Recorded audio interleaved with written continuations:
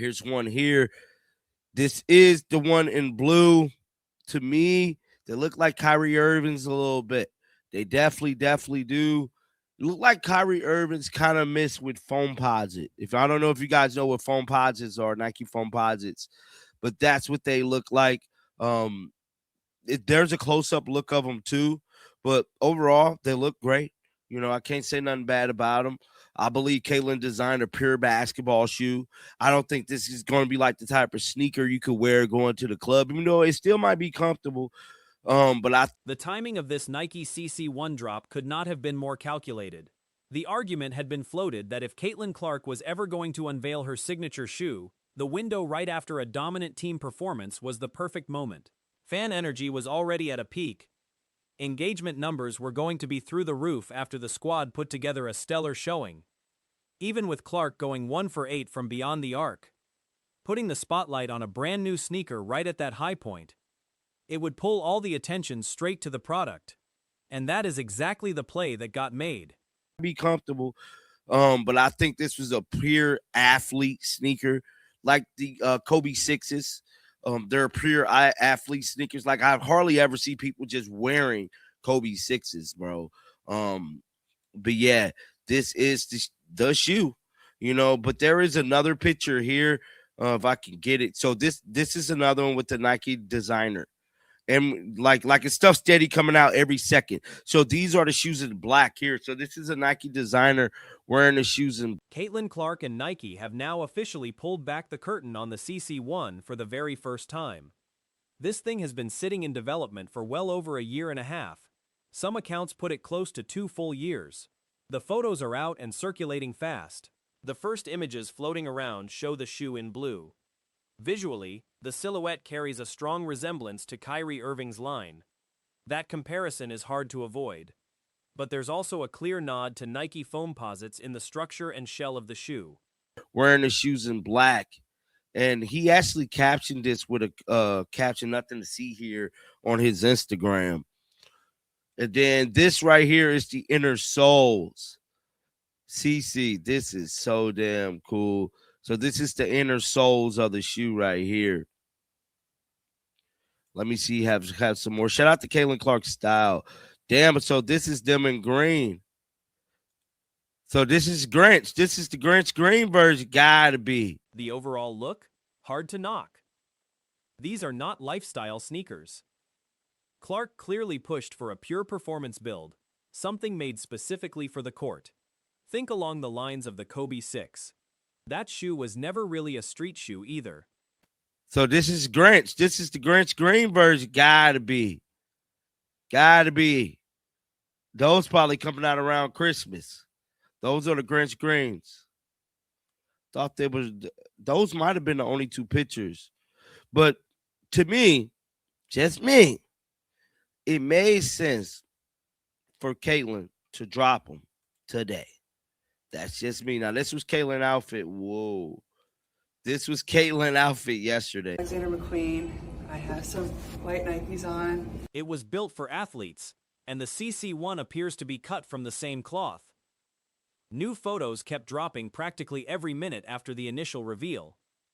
One image showed a Nike designer rocking the shoe in black, posting to Instagram with the caption, "Nothing to see here," an obvious wink at what was about to go public. Another shot revealed the insoles, which carry the CC branding, and honestly, that detail alone is worth talking about. A closer look at the back of the shoe also shows either CC or the Nike logo stamped there. Either way, the detailing is sharp. Then there's a green colorway that surfaced. Alexander McQueen. I have some white Nikes on. And my guy, Donnie, made this all beautiful for me. And then I have these custom friendship bracelets that are very important. Oh, and then I have these Felix Gray glasses on. And, oh, and my iPhone has a blue case too. So blue gotta be Caitlin Clark's favorite color. That particular shade reads immediately as a Grinch green situation. The kind of release that would make total sense dropping around the holiday season. Christmas colorway speculation is already running hot. The timing of the whole reveal also lined up with what Clark was wearing publicly the day before. Her outfit included Alexander McQueen, white Nikes, custom friendship bracelets, Felix gray glasses, and a blue phone case. Blue keeps showing up as a recurring theme in Clark's personal style, which makes the racer blue colorway feel like a natural extension of that. Photos also emerged showing Clark herself wearing the CC1s, strongly suggesting the shoe has been in use at practice for a while now. Favorite color. Now here's some more pictures. Let me see if I can blow this up for you guys. So we synced that one, but here's this one. So this is another picture. Caitlin Clark wearing the Caitlin CC1s. I think they're called CC1. So as you guys can see here, Caitlin probably been had them. Everybody on the team probably been had them. And they just haven't said nothing. Caitlin's probably didn't warm in practice. And shout out to the media team. Like, I know we say a lot. The entire Indiana Fever squad likely had access to them behind closed doors. What's genuinely impressive is that nobody, not a single player, not a staff member, not anyone connected to the Fever's media operation, let a single image slip early. That kind of information lockdown is rare and deserves recognition. The reason for the secrecy around practice use makes sense too. Clark would absolutely need to put real game hours on the shoe before any public release. And shout out to the media team. Like, I know we say a lot of negative things or a lot of things calling out Indiana Fever media, but for them not to leak this damn shoe was crazy work. So shout out to them not to leak this shoe. Shout out to the players on the team for not leaking the shoe, because I damn sure believe Caitlin Clark was wearing that shoe and has been wearing that shoe, and they have not said. A signature athlete cannot go to market with untested footwear. The switching between shoes at practice while keeping the CC1 under wraps was almost certainly the approach used. The Indiana Fever had just put together a genuinely electric performance before this drop. Clark, Sophie, Kelsey Mitchell, Aaliyah Boston, the whole unit was firing on all cylinders, and the hope is that kind of play carries forward through the rest of the stretch. Zooming into the detailed close-up shots of the black version, the shoe reads unmistakably as a basketball build. Was wearing that shoe and has been wearing that shoe, and they have not said nothing. Probably because I would think she probably switching them out, because you got to think, Caitlin Clark got to test that shoe out. She got to test the shoe out, bro. Like, she just can't have a shoe that's untested as a basketball player. But still, like I'm still coming down from a monster game last night, guys. I ain't gonna lie to you. Sophie and Caitlin Clark. It has that unisex quality to it as well. Not designed around a gender-specific silhouette. The foamposite comparison keeps coming up the more you study the shoe, and there's also a hint of KD's signature line in there. Nearly 2 years of development for this result may raise eyebrows, but the details, the CC branding in the midsole, the rear logo work, carry real weight. Nike's marketing instincts here were sharp. The official release date for the Nike CC1 Racer Blue is October 1st, 2026, confirmed by Clark herself. People to see, right? Big game at home. Let's start here. It's not a great sign for the league. And, you know, somebody reached out to me yesterday afternoon and said, Rhodes, you do realize that a lot of fans were rubbed the wrong way because of the players threatening a strike. And I was like, oh, that's right. In my retail price lands at $140. The drop was announced directly through Clark's Instagram, making it a personal reveal rather than a corporate rollout. The rollout moment was well chosen. The team was playing at its best. The audience was locked in, and the product hit at exactly the right peak. Smart move all around. And I was like, oh, that's right. In my comment section, when I would do CBA videos, they would be littered with people just saying, let them strike. Let them strike. And there were a lot of people that were like, they're going to get overpaid. Have they ever turned a profit? And I was like, you know, you never know. You never know whether or not that actually turns some people off. But clearly, something is crazy.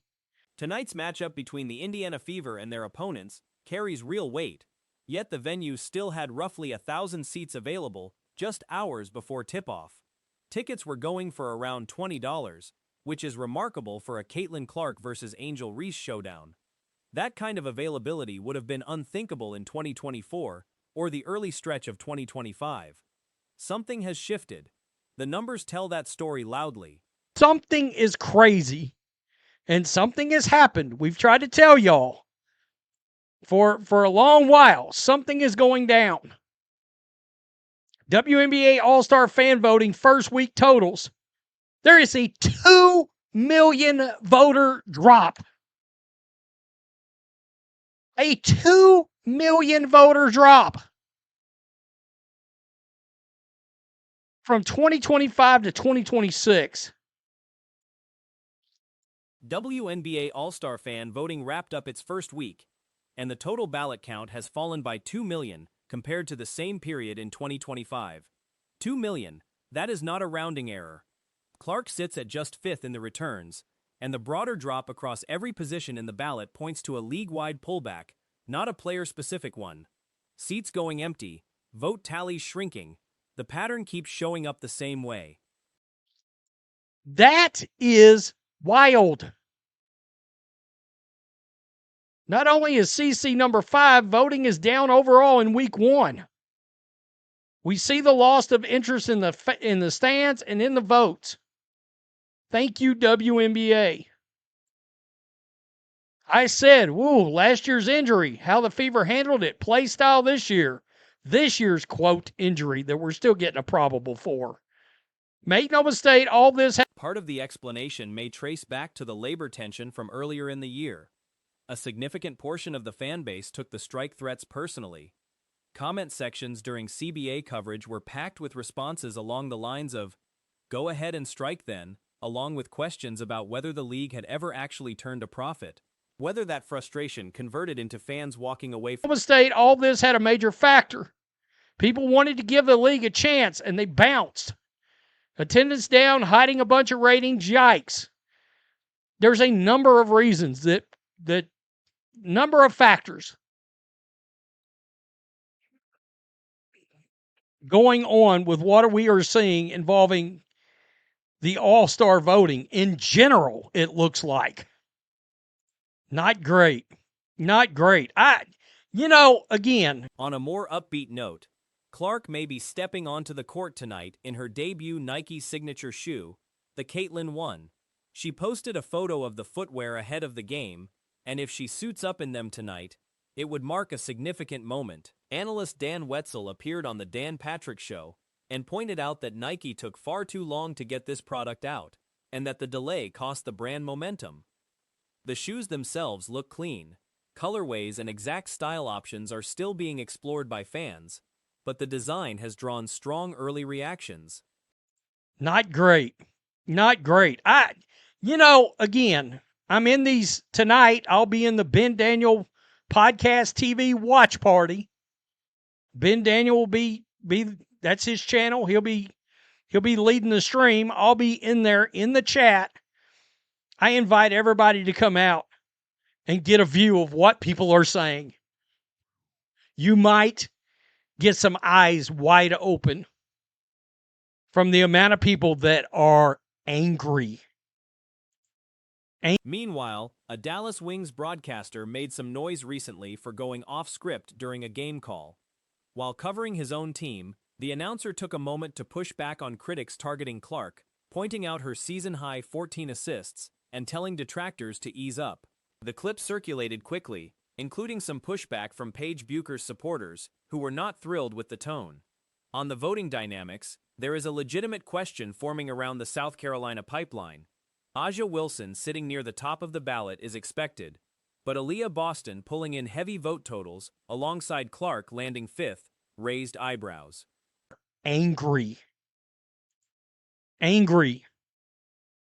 In a game debut of the Caitlin ones incoming, Caitlin posted this, a picture of her shoes, right here, for possibly for tonight's game. This could get very interesting. We might have the debut tonight. I said, wouldn't a triple-double be a great way? One theory is that South Carolina fans have been tuning into Fever games to follow Raven Johnson, and those same fans are casting ballots for fellow alumni in large numbers. Boston's vote total in particular seems harder to fully explain without that kind of organized fanbase activity. Raven Johnson herself received a notable chunk of votes, though merit-based selections would probably not place her in the All-Star game. The core issue underneath all of this is straightforward. The WNBA is a product that needs to hold attention, and right now it is struggling to do that. Wouldn't a triple-double be a great way to debut these news, the signature shoe that Nike drug its feet on? Yeah. I seen some folks, Dan Wetzel went on Dan Patrick today, talked about how Nike dropped the ball here with taking this long to roll these shoes out. There they are. That's a nice looking shoe. I can't wait to see what all colors, like exact styles. I haven't gone to look. Fans who showed up out of curiosity have found other places to spend those hours. The World Cup, MLB, which has actually seen its ratings climb recently. The gap between the baseball season's opening and the WNBA start is not enormous, and those audiences overlap. Watching the Fever go through their current stretch is not appointment television for a lot of people who made it exactly that just a year ago. If the Fever ever build the kind of must-watch identity that turns casual viewers into regulars, that crowd could come back. Until then, the seats with $20 price tags and the missing 2 million ballots are the honest measure of where things stand.